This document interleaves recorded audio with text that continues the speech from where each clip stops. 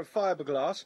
Look, the Cutty Sark. Let's look at it like this. That in itself then isn't history, is it? No, but nor is look at the HMS Victory. 35% of it is the original boat, made from trees that were cut down in the last 50 years. It's hardly HMS Victory. 65% of it isn't. Yeah, but the three of us don't know the statistics of how many school trips there actually do go to. They cost us millions. Those kind of school trips, we all know, are complete skive. It's like Stonehenge. You spend about 4 hours getting there, and you get out of the coach. You spend about 3 minutes looking at it, thinking, "Oh yeah, that's interesting." Yeah, and then what do you do?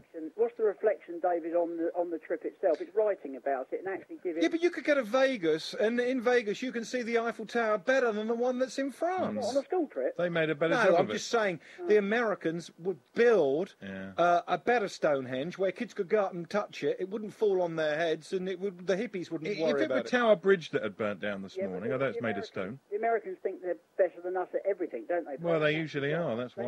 No, they're not. They haven't got our heritage, have they? Well, they've got most of it. Where's our space shuttle? Where's our most of the stuff? Most of the great stuff's been invented by Americans. We're a long way behind them. Let's face it. Let's go to line. Hi, who's that? Hello, Alex. It's John Axel. Hello, John. How are you? Giant rabbits or the Cutty Sark? Well, I can't believe you two. I've got to agree with the guy from the bike shed. You two are two things: shallow and self-obsessed. Thanks, John. Okay, great compliments. Presumably you agree.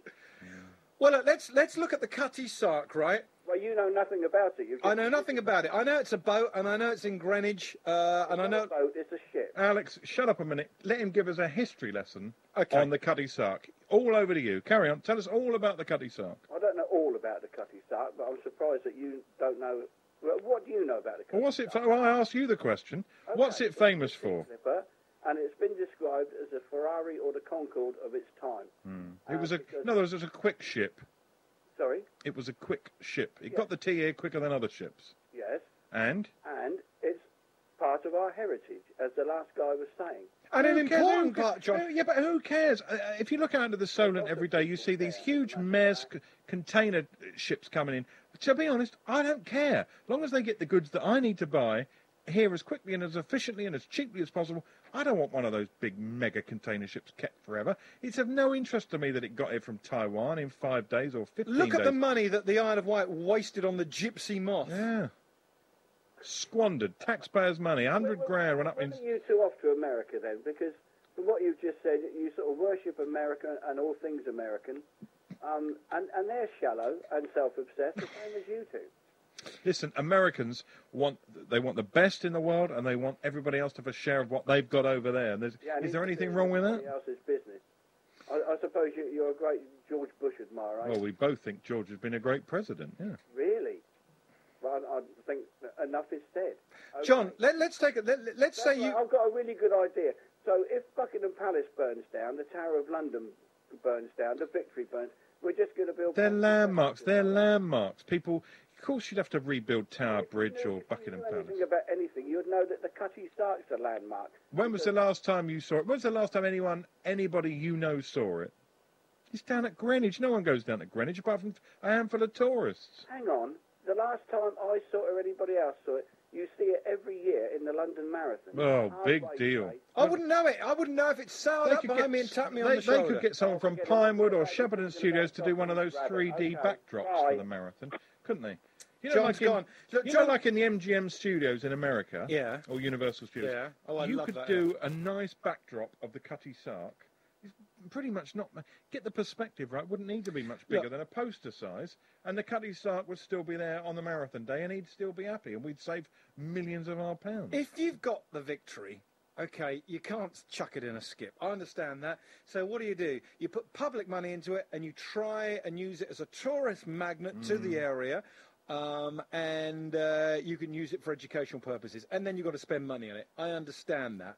All I'm saying is the Cutty Sark has burnt down. I don't know anyone who's ever seen the Cutty Sark. I don't know anyone who cares or was interested in the Cutty Sark. So now that it's burnt down, now the masts were away because they were being refurbished. Well, let's keep the masts. Stick them in Kew Gardens with the flag on the top. In other words, they were being refurbished. They've probably been renewed. They're probably not the real masts. No. But what I'm worried is that they've got the bare bones of the thing, the skeleton of it all burnt to a cinder, and the mast. Some bright spark's going to say, oh no, let's spend £10 million rebuilding it. No. No, let's not. There's loads of video. Stick it on a postage stamp, and let's have done with it.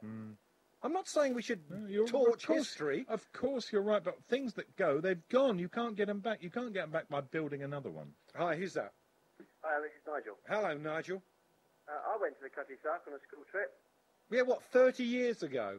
Yeah, but it was really good. And what you tell us a bit about the history, because as far as I can see so far, what the Cutty Sark is famous for, apart from being a backdrop in the marathon, is it used to get here the tea quicker from India or Ceylon or wherever it came from, a couple of hours quicker than other ships. Yeah, of course it did, but that was part of our history, a massive part of our history with the Empire and India, wasn't it?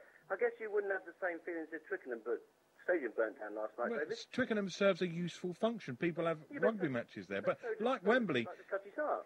But all right, we'll take Wembley. As Alex said, they've had a terrible job of the new Wembley, he thinks. He certainly can't seem to operate a camera in there on a sunny day and record what's going on the pitch, even if it's as dire as it was.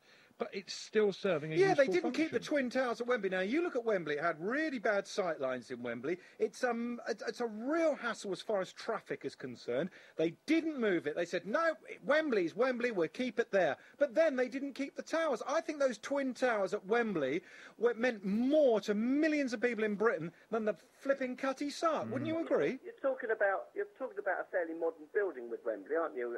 You know, in any of these places, you've got something Cutty Sark. I mean, you've got to understand, guys. Our heritage is what we are, isn't it? That's why we're. Well, what about how come it's okay to bulldoze the Twin Towers at Wembley? Go over to see the Victory every year. Loads and millions of them. You know, I mean, if that burned down, that would be an equal tragedy. You know, if it burns down, it's a shame it's burnt down. But let's not rebuild it. You can't get it back. That's what we're saying. I'd rather direct all the funds that Tony Blair's wasting having his long goodbye trotting around the globe back into something like the Cutty Sark than seeing Tony Blair going around with his cheesy smile. All right, what's more important, the Twin Towers at Wembley or the Cutty Sark? Sorry? What's more important, the Twin Towers at Wembley or the Cutty Sark? Well, I don't think there's any comparison. Well, I think if you look back to 1966, millions of football fans around the world would disagree. No, I think you've got a new Wembley, you've got enough football grounds, and then you've only got one Cutty Sark, which we haven't got. We've got loads of old The boats. only thing the new Wembley's got from the old one is the blinking name, isn't it? Other than that, there's nothing there. I mean, have you actually spoken to anyone who's been there directly? No. I'm sure they had a great time. I mean, you're saying that, you know... They'd have had a better time they would have done at the blinking Cutty Sark.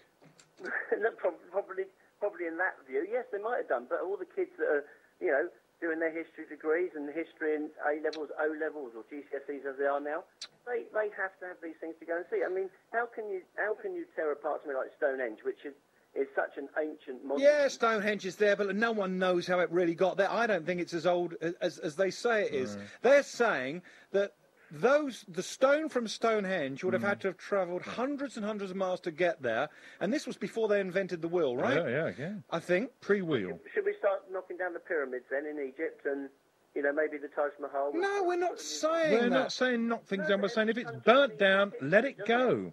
Every country needs its history. All we're saying is let it go. If it's burnt down, let it go. We're going to have to agree to disagree, gentlemen, because I think that, you know, we need to persevere and maintain our history. And All right, Nigel. Thank you very much. He said every country needs its history. America, don't they? The brightest, the one big superpower, the country that within 200 years have done so much more than any other country around the globe. That's why people are so petty with their jealousy about America. Exactly. Let's go to Jeff, the binge drinker. Hello, Jeff. Hello, guys. How are you? All right? Yeah. Good. Hi, Doc. Hi, we're being misunderstood, Jeff. Can you help us? Yeah, I can actually, because it's a shame the thing's burnt down. But what's annoying me is the fact that Expo's just fought 25 million to restore it, and now we've got to pay twice as much again. Well, they said on the news, when I saw the news this morning, they said, well, thankfully, it's probably insured. And I thought, yeah, that'll be a first. When they have these kind of government projects that's 25, as you say, they're going to spend 25 million already on the restoration they were doing for it burnt down. They're right, that 25 million is probably blown, and they'll cough up another 25. So it's going to cost us perhaps £50 million. Even if it is insured, they're still going to hit us in the pockets, and our premiums go up for everything. Well, what about, you know, but as people always say, Jeff, 50 million quid, you could get yourself a couple of very nice hospitals. Well, maybe one nice hospital for that. You could get the hospital sorted. Even if you did one hospital, you could help the old people. Exactly.